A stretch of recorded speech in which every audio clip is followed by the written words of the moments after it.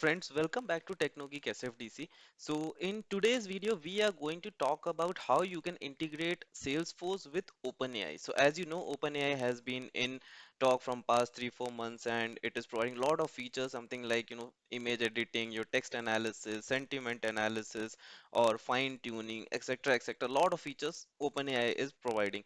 So in this video, we will see how you can integrate OpenAI and how we can leverage one of its feature, that is the sentiment analysis in Salesforce. That is by providing a text, how we can find out what type of sentiment present in this particular text, like whether it's a hate or whether it's a violence or something like that.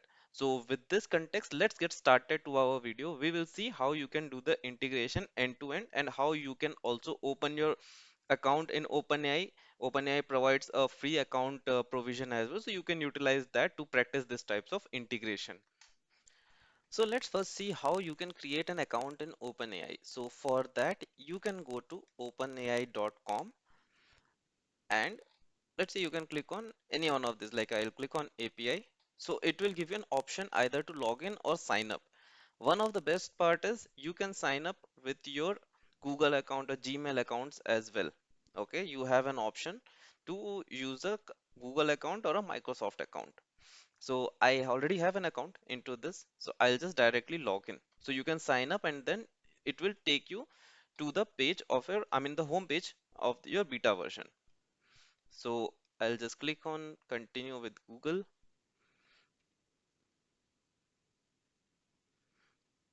and yeah, so it logged me in here. Okay, and then here you can see what are a couple of features which OpenAI is providing you, like text completion, code completion, fine tuning, image generation, embedding, and many other stuffs. You can get it here. Okay, if you want to have a look more, you can go to documentation part. You can see in documentation like what all fe other features it is providing, like image generation, fine tuning, etc., etc. Okay, now, first thing, when you want to integrate this OpenAI features into Salesforce, you will be needing an API key, because whenever you are doing an integration, you need some authentication, right? Which will provide that yes, this is a valid user or valid request to provide the response, right? So here you will be using an API key. So how you generate that API key here? So in that case, on top right, you will see some your name, and then you can just click on it. You will be having an option called view API keys. You can just click on view API keys, and then here you have an option to create a new secret key. I already have a secret key, but you can just click on create new secret key, and it will give you a big key by using which you can integrate. Okay, so once you get this secret key, keep it with yourself, or you can just these are very much confidential information, so it's better to keep it safe. Next, we will see how you can do an integration of what are the endpoints.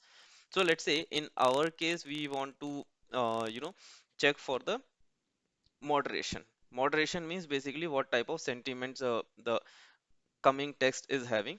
To analyze that, we will check the moderation. Okay, so here you can get an information of what type of request this particular endpoint is expecting. That is, it's a post request, and in the authorization you need to provide your API key. Okay, and next will be your input, whatever input you want to provide into the API, and based on whatever input you are providing, it will return you the result. Okay, now let's see how you can utilize this in your Apex class. Okay, so first thing what you need to do, you need to first create a remote site setting, right? As soon as you start creating any kind of integration with any external endpoint, you need to first create a remote site setting. Okay, so I already have an I have created, so you can just create with any name. Okay, and your endpoint will be api.openapi.com. Okay, this will be your remote site setting. Next, you will create a method where you will be doing the HTTP callout. Okay, so as you can see here, I am using HTTP request and setting the endpoint. So endpoint, if you see, endpoint is the same which we have in our documentation. That is our moderation. Similarly, if you want to work on the image, so basically different endpoints are having different inputs here. Okay, so if you want to go with image editing or some other features, then they will be having different endpoint as well as different inputs as well. Okay, so here you can see you will be having moderation. Okay, I'm giving v1 moderation here. The method will be, or basically the request type is post here, because based on whatever the request type you are setting, it will provide you the it will basically provide you the output. So here for moderation you are having post. Okay, next is you need to set the header. So header will be your authorization. Here basically you will be using your API key. So either you can, I have just directly mentioned here, you can store it in some custom label or any secured place, and then you can use it. So how it needs to be used? This will be used with authorization as a key. Value will be bearer, followed by space, followed by your endpoint. Okay, or basically input key, API key. Next is your, you need to provide a open API organization. Okay, so how you can get this information? OpenAI organization. So again for that you can go to personal. Okay, and then you can click on manage accounts. So once you click on manage accounts, you have something called settings. Once you go to settings, you can see organization ID here. So you can just copy this and you can use this. Okay, so this will be our second header. Third header is what type of content is it is. That is your content type. Here our content type will be application slash JSON, because the response expected is in the form of JSON and the request which you are sending, that is also a JSON. So you will be using application slash JSON. Next comes our final thing where we need to set the body. Okay, so body will be your input. The basically for this particular request, the format is input followed by whatever the text you want to analyze. Okay, so it will be input and then text to check. I mean, I have used a generic method, generic variable, text to check. You can pass it dynamically or you can keep it a static variable to check it. Okay, and then we will just do a call out. So once you do a call out, it will send you a response. So I can show you one of the response which I have received. So this is the response type where ID will provide that which particular model it has used to do the analysis. It will give you the model name, that is your text moderation 04, and then it will be having results. Results are having basically three parameters into it. One is categories. So categories are having here hate, threatening, self-harm, sexual minors, violence graphics, something like that. Okay, so whatever text you are sending, based on that it will return whether it is a hate statement or whether it's a violence statement or something like that. Okay, it also provides a score. It also provides a score generated based on your text.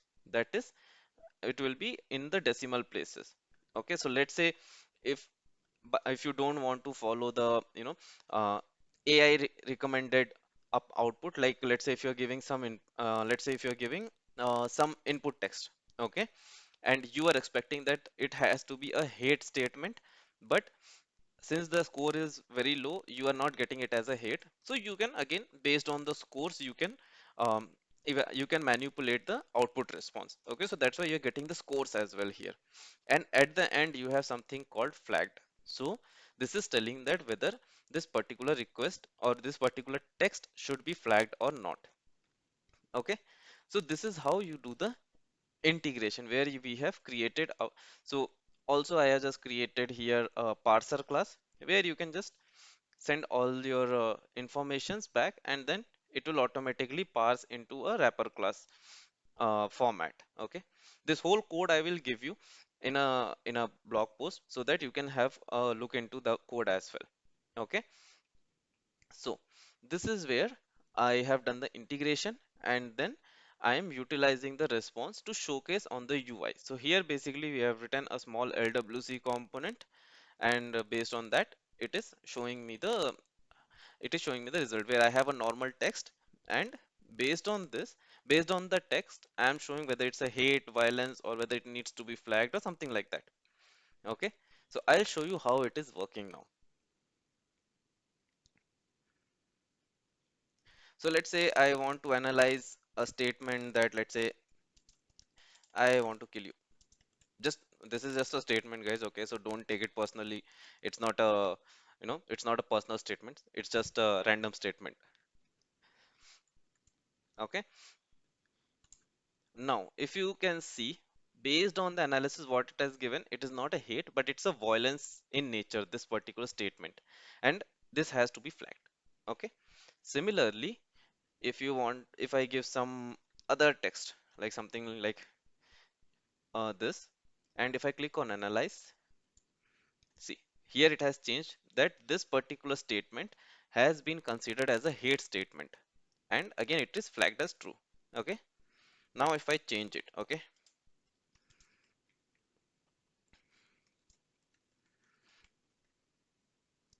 and if I try to analyze. Yeah, so now you can see that this is not a hate, this is not a violence, and this is a normal text, a positive text, and that's why it is not being flagged as well. Okay, so this is one of the ways of using the OpenAI in Salesforce where you can do the text analysis based on which you can find out what is the sentiment of the person who has input the who has input the statements. Okay, and it can be further used in many other scenarios as well. This was one of the scenarios. You can definitely use it in many other scenarios. So with this, I hope you got an understanding of how you can create an API, open API account, how you can use it, and what are the different types of features are available in Open API. You can also just have a look into the documentation part where they have given what are the different types of um, features currently as part of beta version or your personal log version you have here. Like you have code completion, you have image generation, so you can also play around with these integrations for your own practice. So with this we will wrap up this video. I hope you like the video, you got a fair idea of how this integration is working, and with this we will take a see off now. Please like, share and subscribe this channel, and definitely will come up with more fun videos like this. So thank you for your time and bye bye.